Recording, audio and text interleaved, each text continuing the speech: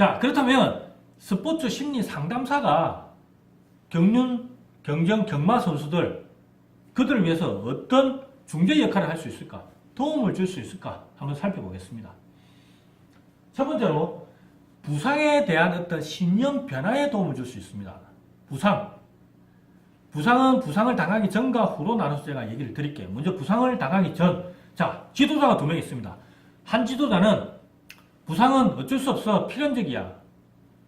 운동선수는 부상을 안고 살아가야 돼라는 어떤 신념이 있고, 어떤 지도자는 우리 팀은 절대 부상은 용납 못해. 부상은 절대 우리 팀이 없다라는 어떤 신념을 가진 지도자가 있습니다. 어느 팀이 부상이 많을까요? 당연히 필연적이라고 생각하는 지도자 밑에 있는 선수들이 부상이 많습니다. 이게 왜 그러냐? 신념이 어떤 결과를 만들거든요. 신념이 결과를 만듭니다. 제가 처음에 경륜 시작할 때 사실 제가 경륜에서 어떤 상금을 타면 그걸 어떤 집에 어떤 도와줬어요. 그래서 시합 들어가기 전에 어머니께서 이번 시합은 필요하다. 그런 어떤 얘기를 하면 저는 이제 거기에 어쩌면 스트레스죠. 하지만 그런 어떤 신념, 절대 나는 낙차는 없다. 꼭 나는 1등 해야 된다는 어떤 신념을 가지고 시합을 들어가요. 그러면 또 시합 결과도 좋게 나타나요. 그런데 어느 순간 그게 이제 없어져 버린 거예요. 그러다 보니까 뭐 1등 해도 되고 뭐 꼴등 해도 되고 이런 마음이 어느 순간 싹 트기 시작했어요.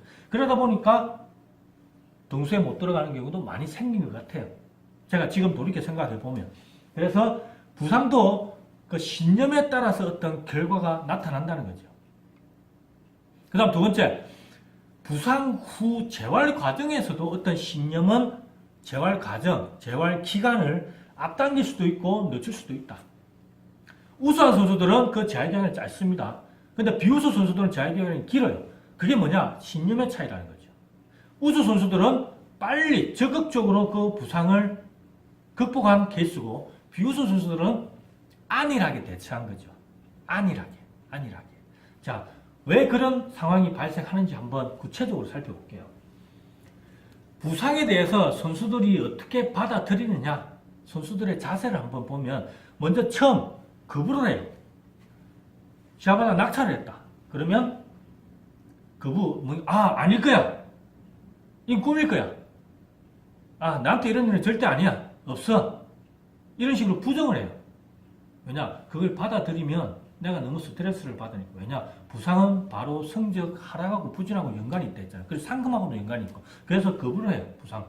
특히 저는 쇄골 골절을 많이 당했어요. 그래서 쇄골이 골절되면 최소 3개월은 시합을 못 가요. 그러니까 쇄골 골절 딱 순간적으로 하는 거죠. 그냥 손을 놔버려요. 거부. 그 다음 분노합니다. 내가 실수로 넘어져서 그러면 그나마 다행이지만 앞에 선수가 넘어지는 바람에 내가 아무 잘못도 없는 내가 넘어져서 쇄골이 골절됐다. 그러면 얼마나 화가 나겠습니까? 얼마나 화가 나겠어요. 그 화를 삭히면 되는데 그 화를 그냥 돌출하는 경우도 있습니다. 그래서 주위 가족이나 주위 동료들이 마음의 상처를 받는 경우도 있어요. 그래서 선수들은 부상을 당했을 때 이 단계, 분노의 단계에 자기를 조금 절제해야 돼요. 너무 드러내면 나중에 후회하는 일이 생길 수도 있습니다. 자, 3번째 단계입니다. 합리화, 흥정의 단계입니다. 이게 뭐냐? 우리가 부상을 당했을 때 그걸 어떻게 받아들이냐, 어떻게 인지하느냐입니다. 가장 중요한 단계입니다. 이 시기 때 어떻게 그걸 받아들이느냐가 부상의 어떤 재활의 기간을 단축시킵니다. 자, 합리적으로 받아들이기 아니면 비합리적으로 받아들일 거냐. 합리적으로 받아들인다. 이건 뭡니까? 부상의 원인은 내가 월요일을 열심히 안 타서 그렇다. 아니면 내가 멘탈이 약해서 그렇다. 아니면 내가 어떤 부분에서 어떻게 실수를 해서 그렇다라고 합리적으로 생각할 때 그거는 빨리 거기에 대한 어떤 대책을 찾을 수가 있어요. 하지만 비합리적으로 상해를 당한다니 참 재수가 없구나. 아니면 난 참 불운하야. 부상은 앞으로도 나는 또 당할 거야. 그런 식으로 자기의 어떤 부상이라는 어떤 현재 상을 넘어서서 그걸 과장되게 어떤 받아들이는 사람들이 있어요. 그렇게 됐을 때는 그게 비합리적으로 받아들이는 거거든요. 그렇게 됐을 때는 그 기간이 그 인정하기까지 기간이 길어진다는 거죠. 인정하기까지 기간. 왜? 원인 분석을 제대로 할 수 없거든요. 그렇게 됐을 때. 자, 네 번째 단계는 우울의 단계입니다. 그 기간이 길어지는 거예요. 아, 내가 부상을 당했는데 앞으로 나는 재기 불가능할 것 같아. 아니면 내가 손상을 더 할 수 있을까라는 어떤 불안감. 이게 길어지면 우울이 와요. 우울. 우울이 심해지는 경우에는 연습해도 기량이 향상이 없습니다. 그럴 때는 스포츠 심리 상담사를 빨리 찾아가지고 정상 궤도로 빨리 도달해야 돼요. 마지막으로 인정과 수용입니다. 아, 그래. 부상은 부상이고 이제 나는 앞으로 제 아래만 올인해야 되겠다라고 받아들이고 적극적으로 어떻게 행동하는 단계가 수용의 단계죠. 자, 그러면 이 단계 중에 가장 중요한 단계는 어떤 단계냐면 세 번째, 합리화 긍정 단계예요. 부상을 당하면 그걸 합리적으로 받아들이고 그걸 원인 분석을 정확하게 해야 됩니다. 그래야지 빨리 재활을 시작할 수가 있어요. 빨리 재활을 시작할 수 있고, 과거에 박지성 선수가 무릎 부상 때문에 맨체스터 유나이티드에서 주위 사람들은 아, 이제 은퇴할 시점이 됐구나라고 다 그렇게 바라봤습니다.